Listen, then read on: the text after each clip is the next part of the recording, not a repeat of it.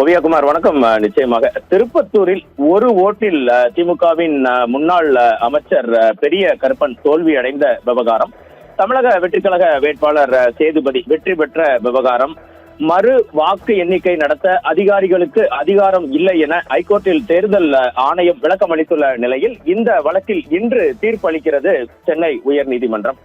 தேர்தல் முடிவு அறிவிக்கப்பட்ட பின்னர் மறு வாக்கு எண்ணிக்கை நடத்த அதிகாரிகளுக்கு அதிகாரம் இல்லை என சென்னை உயர்நீதிமன்றத்தில் தேர்தல் ஆணையம் நேற்று விளக்கம் அளித்ததை தொடர்ந்து இந்த வழக்கின் முக்கிய தீர்ப்பு இன்று வெளியாகும் என தெரிய வந்திருக்கிறது. ஓவியகுமார், திருப்பத்தூரில் ஒரு ஓட்டில் பெரிய கருப்பன் தோல்வி அடைந்த விவகாரம் மிகவும் பரபரப்பாக 2026 சட்டமன்ற தேர்தலில் பேசுபொருளானது.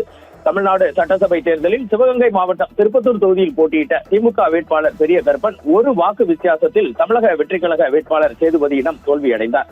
இதையடுத்து அவர் சென்னை உயர்நீதிமன்றத்தில் தாக்கல் செய்த அவசர வழக்கில் சிவகங்கை மாவட்டம் திருப்பத்தூர் தொகுதியில் பதிவான தபால் வாக்கு திருப்பத்தூர் மாவட்டம் திருப்பத்தூர் தொகுதிக்கு அனுப்பப்பட்டதாகவும், அந்த வாக்கை அந்த தொகுதியின் தேர்தல் அலுவலர் நிராகரித்து விட்டதாகவும், அதனால் அந்த வாக்கை மீட்டு தான் போட்டியிட்ட தொகுதியில் மறு வாக்கு எண்ணிக்கை நடத்த தேர்தல் ஆணையத்திற்கு உத்தரவிட வேண்டும். ஒரு வாக்கு வித்தியாசத்தில் வெற்றி பெற்ற தமிழக வெற்றிக்கழக வேட்பாளர் சீனிவாச சேதுபதி எம்எல்ஏவாக பதவியேற்க தடை விதிக்க வேண்டும் என்றும் கூறியிருந்தார்.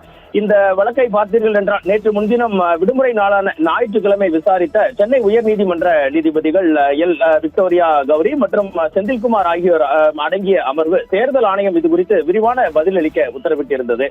இந்த நிலையில் தமிழ்நாடு தலைமை தேர்தல் அதிகாரி அர்ச்சனா பட்நாயக் பெயரில் அறிக்கை ஒன்று நேற்று தாக்கல் செய்யப்பட்டது. அதில் பார்த்தீர்கள் என்றால் தேர்தல் முடிவுக்கு எதிராக தேர்தல் வழக்கு தான் தாக்கல் செய்ய முடியுமே தவிர இதுபோல ரிட் வழக்கு தாக்கல் செய்வதற்கு வாய்ப்பில்லை. அதனால் இந்த வழக்கு விசாரணைக்கு உகந்தது அல்ல. இதைத்தான் மக்கள் பிரதிநிதித்துவ சட்டமும் உச்சநீதிமன்ற தீர்ப்புகளும் உறுதி செய்துள்ளன. தேர்தல் முடிவுகள் அறிவிக்கப்பட்ட பிறகு ஒரு தொகுதியில் எண்ணப்பட்ட தபால் வாக்கை வேறு தொகுதிக்கு அனுப்ப முடியாது. தேர்தல் முடிவுகள் அறிவிக்கப்பட்ட பின் வேறு தொகுதிக்கு அனுப்பப்பட்ட தபால் வாக்கை பெற்று மறு எண்ணிக்கை நடத்த கோரும் மனுக்கள் மீது முடிவெடுக்க அந்த குறிப்பிட்ட தேர்தல் அதிகாரிக்கு எந்தவித அதிகாரமும் இல்லை. வழக்கமாக தபால் வாக்குகள் தொகுதி எண் பெயருடன் தான் அனுப்பப்படுகின்றன. அதனால் தபால் வாக்கு வேறு தொகுதிக்கு அனுப்பப்பட்டதாக கூறப்படும் குற்றச்சாட்டுக்கு எந்த அடிப்படை ஆதாரமும் இல்லை என்பதால் இந்த வழக்கை அபராதத்துடன் தள்ளுபடி செய்ய வேண்டும் என கூறப்பட்டிருந்தது. தேர்தல் ஆணையம் தரப்பில் ஆஜரான மூத்த வழக்கறிஞரான ராஜகோபாலன் மனுதாரர் போட்டியிட்ட திருப்பத்தூர் தொகுதியில் நள்ளிரவு வரை வாக்கு எண்ணிக்கை நடத்தப்பட்டது. முடிவுகள் வெளியிடப்பட்ட பின் தேர்தல் ஆணையத்தின் பணிகள் அதோடு முடிவடைந்து விட்டது.